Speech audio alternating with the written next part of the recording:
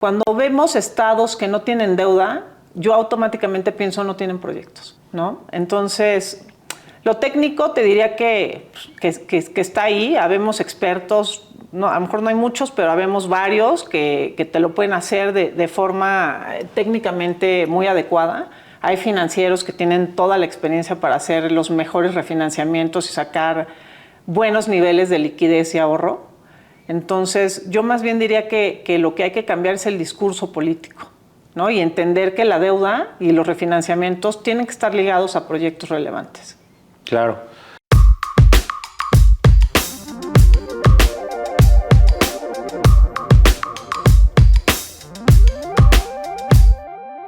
Liliana, qué gusto tenerte el día de hoy aquí en Out of the Box. Muchas gracias, Edgar, por invitarme. Platícanos por qué decidiste estudiar Derecho y después por qué te metiste a estos temas de financiamientos. Bueno, estudié Derecho porque mi papá tenía la idea de que si iba a estudiar tenía que ser algo que generara ingresos y que fuera relevante. Porque por ahí quería estudiar fotografía o se me ocurrió estudiar psicología y me dijo, no, eso no lo voy a pagar. Entonces, mejor decídete por algo más. Por ahí vi la carrera de Derecho en el ITAM, me interesó y por eso estudié Derecho. Y parece que compaginó bien con mi personalidad. Oye, ¿estuviste trabajando en Banobras? Muchos años, 15 años. ¿Qué te dejó Banobras? Todo lo que sé. Todo lo que sé lo aprendí en Banobras. Estadísticamente me dejó la experiencia de haber participado, yo creo que en todos los proyectos relevantes de infraestructura del país que siguen vivos. Y toda la experiencia que tengo la adquirí en Banobras. Pues, entré muy chica, de 23 años. Recorrí todos los puestos, desde el más bajo hasta la subdirección. Entonces, todo lo que sé de técnico, jurídico, de financiamiento de proyectos y de manejo de personal, lo aprendí en Banobras. Entonces, todo.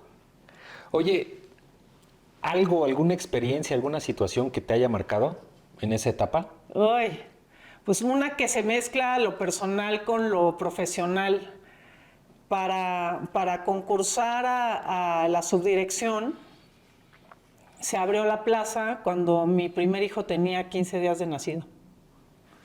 Entonces, eso, me la llevé, me la dieron, pero la experiencia fue sumamente traumática porque era mamá primeriza y en ese momento empecé a manejar 4 gerencias, 8 subgerencias y cualquier cantidad de personal a mi cargo y un bebé. Entonces, pues esa, yo creo. Ahora, trabajaste en el sector público, pero también estuviste en el sector privado. ¿Cuáles son las principales diferencias? ¿Y qué podrías decir? ¿Qué te dejó una? ¿Qué te dejó la otra? ¿Y qué mejorarías en una o en la otra? Pues cuando uno es funcionario público, el trabajo no se acaba nunca. Te cae del cielo y la verdad es que es el momento de aprovechar para generar la mayor cantidad de relaciones posibles y eso el servidor público luego no lo ve. No ve el valor en las relaciones, nada más ves que estás tapado de trabajo y que nunca te vas a ir de la oficina, ¿no? Cuando te pasas al sector privado, si hiciste bien la parte de las relaciones, el factor humano que es muy relevante, la verdad es que tu vida es mucho más sencilla en el privado.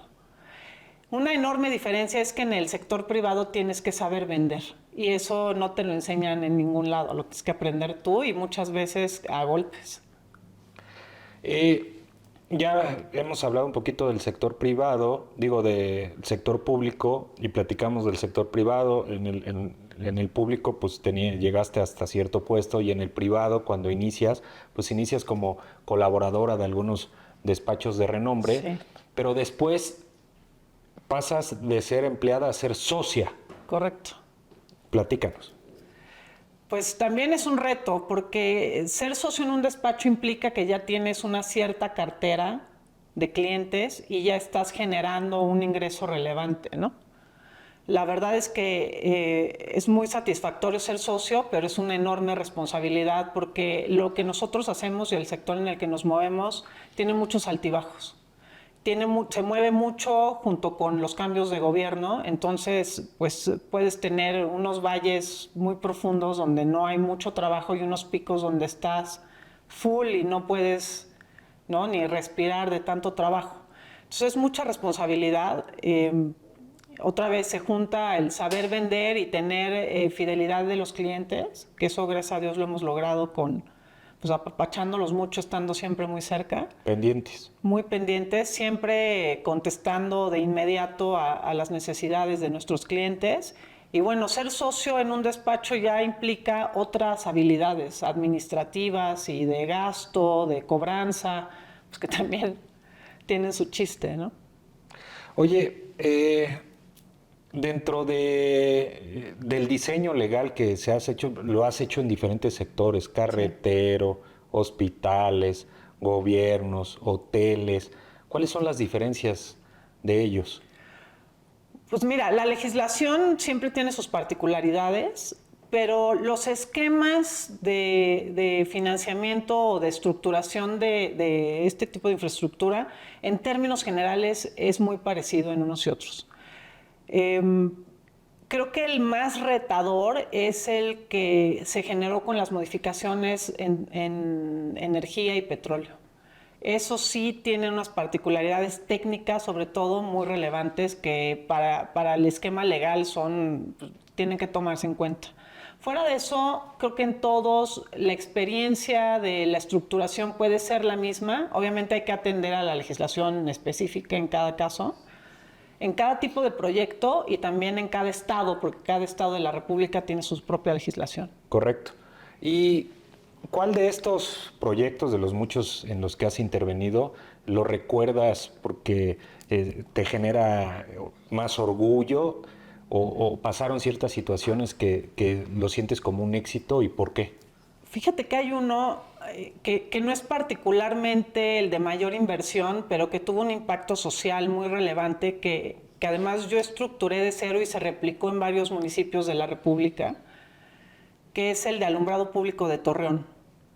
Porque la empresa es una muy buena empresa, la concesionaria, la estructuración fue muy buena, participó el municipio, la empresa y nosotros estructurando, y generó mucho bienestar social porque disminuyó los porcentajes de delincuencia de forma significativa.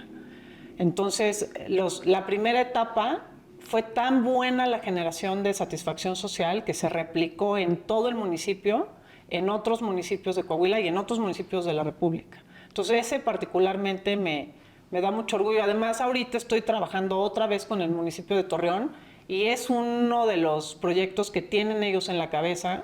Obviamente ni siquiera sabían que yo lo había estructurado, pero lo traen como un caso de éxito importante en el municipio. Entonces, poder decir que yo fui la que estructuró el primer saque, ¿no? Me da mucha satisfacción, la verdad. Oye, Liliana, si hablamos de proyectos de infraestructura pública privada, ¿cuáles son los principales retos en materia legal? Pues concatenar precisamente los intereses públicos con los privados, ¿no? Hay mucho la perspectiva de que hay abuso de los privados y también hay mucho la perspectiva de que hay poca intervención de lo público. La verdad es que hay que volver a concatenar los intereses porque el sector privado aporta mucho a este tipo de proyectos. Aporta su dinero, eso es muy relevante, ¿no? El gobierno siempre está corto de fondos y los privados siempre están dispuestos a invertir. Tienen a lo mejor un poco más de eficiencia en el manejo de los ingresos y el sector público se beneficia mucho de esta coparticipación. Entonces, pues yo creo que eso es lo que hay que hacer, ¿no? Volver a estructurar la legislación de manera que haya beneficios para ambas partes. Una de las, se podría decir, principales productos que tiene hoy la firma que representas es la reestructuración de deuda en los estados. Correcto. ¿Cómo se equilibra lo técnico con lo político y lo jurídico? Qué buena pregunta. Pues en lo político se ha venido dando la idea de que la deuda pública es muy mala, ¿no? De que no debe ser, porque sin duda en sexenios anteriores ha habido abuso, Pero yo te diría que la deuda en sí misma, sobre todo la deuda pública, que está ligada a proyectos de infraestructura, es muy buena deuda. Porque los proyectos de infraestructura que generas con la deuda generan muchísimo bienestar social.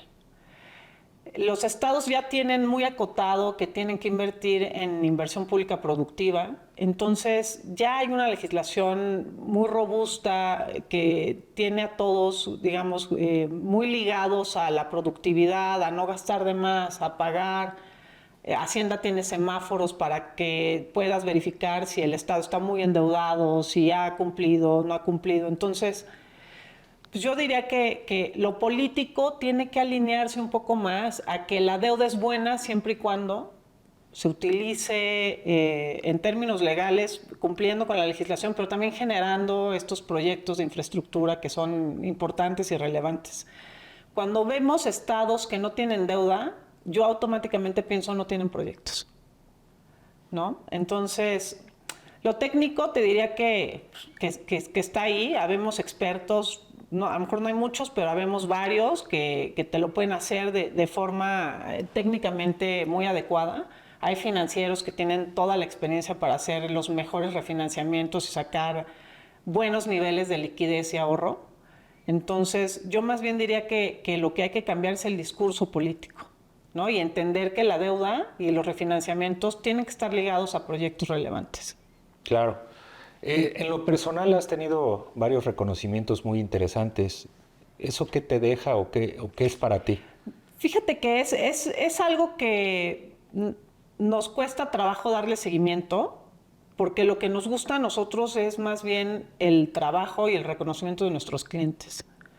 Entonces nos sirven esos reconocimientos a lo mejor para que nos contraten empresas muy grandes que tienen tal vez ese requisito, pero algo que yo he visto que ha pasado en el sector es que el cliente se inclina más por el trato muy personalizado, más que por los premios.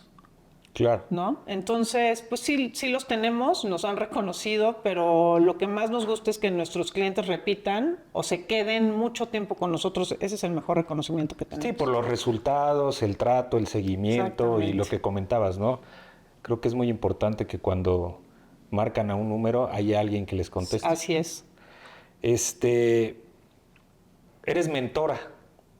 Sí. Platícanos, eso es muy importante porque pues genera que no nada más se están viendo las cuestiones personales, sino que quieres entregar un poco a las nuevas generaciones. Pues sí, mira, se ha dado mucho que en el sector hay pocas mujeres a nivel socio, ¿no? Porque sí hay mujeres abogadas, muchas en las firmas o en bancos o en empresas, pero algo que se nos participa mucho es que no suben de nivel, que llega un momento en el que se topan o se salen, porque se empieza obviamente a complicar con lo personal ir subiendo de puesto.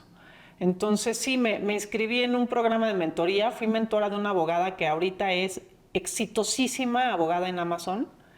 Me siento muy orgullosa de haberla mentoreado y es muy satisfactorio ver cómo esa pequeña ayuda puede generar como destrabar el incentivo que tienen las abogadas más jóvenes para seguir subiendo y sobre todo compaginar la parte personal con la profesional, que es la que luego en esta profesión se complica mucho, ¿no? ¿Cuáles son los principales obstáculos en el mundo jurídico para las mujeres? Pues es un mundo muy masculino, ¿no? Esa es una. Cuando compaginas temas legales y temas de mucho dinero, como son los proyectos que nosotros manejamos, las negociaciones son muy duras, ¿no? Entonces, las cargas de trabajo, por ejemplo, en los despachos son brutales. Tienes que facturar cualquier cantidad de horas. Entonces, eso se empieza a complicar mucho con la vida personal. No existe tal cosa como un equilibrio. Tienes que hacer de todo en todo momento y es complicado. Yo creo que esta parte de los tiempos puede que sea lo más complicado, ¿no? Poder seguir trabajando mientras tienes hijos es muy complicado. No puede ser también, no quiero generalizar, pero a lo mejor que que las mujeres ya vayan con ese estigma que se están metiendo a algo que es complicado?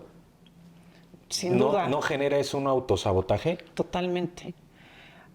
Por ahí tengo una conferencia que damos en foros de mujeres que tiene que ver con la generación de dinero como mujer. Y sí, es mucho eso. Es que no te sientes habilitada para subir esos puestos porque empieza a generarte un conflicto personal que no necesariamente es tan real, ¿no? Porque si tienes la suficiente información, sabes que hay lugares donde puedes dejar a tus hijos mientras trabajas. Hay muchas empresas que hoy tienen muchísimas facilidades para las mujeres. Puedes hacer home office, tienen salas de lactancia, tienen guarderías integradas, pero aún así no damos el brinco a ocupar esos puestos. Y creo que tiene mucho que ver con la mentalidad de que no puedes compaginarlo. Y sí se puede. Con lo que me estás diciendo entiendo que ya hay cambios y hay posiciones para apoyo. ¿La sociedad tendría que cambiar algo más? Pues yo diría que... ¿O ya está cambiando? ¿O ya cambió? Fíjate que no creo que esté cambiando. Yo creo que las que tenemos que cambiar un poco somos nosotras. Y yo ni hablaría de estas cosas como el techo de cristal o no, simplemente en creer que tienes la capacidad de llegar a ese puesto y manejar tu vida personal y tu vida profesional. Yo creo que ese cambio se te quedan en las familias, con los papás. Sí, ¿no? Desde el inicio, ¿no? Así es, tú lavas los trastes y tu hermano va a ver la tele. Exactamente, que te inculquen, eso por un lado, pero también por otro lado que tu papá y tu mamá te digan, tú puedes, porque tienes la capacidad intelectual de hacerlo, ¿no? Y empecemos a cambiar el tipo de carreras en las que nos involucramos, porque estadísticamente las mujeres nos inclinamos por carreras de poca paga.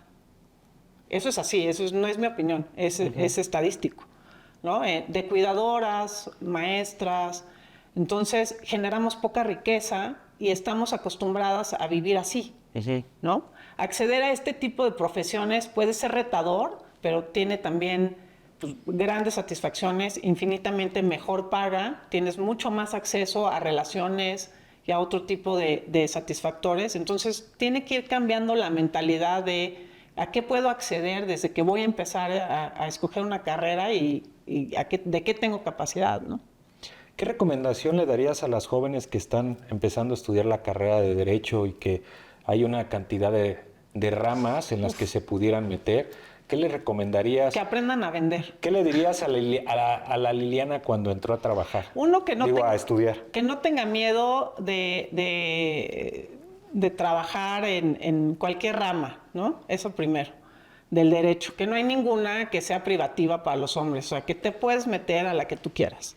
Y la otra es aprender a vender.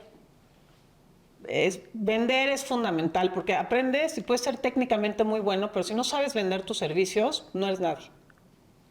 Eso, básicamente. Y en todo lo que estamos viviendo hoy en día con el tema de las tecnologías, de la comunicación, ¿cómo proyectas todos los temas de infraestructura, de deuda, de estudios en temas de materia jurídica en un futuro de 5 o 10 años?